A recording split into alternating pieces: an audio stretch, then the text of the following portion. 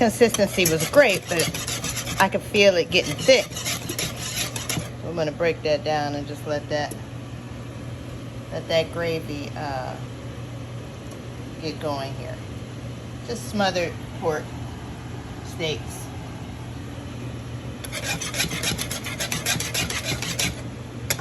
Okay.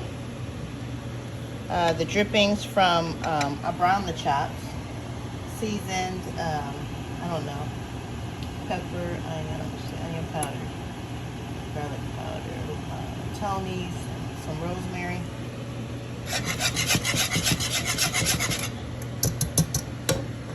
Drippings, flour, water,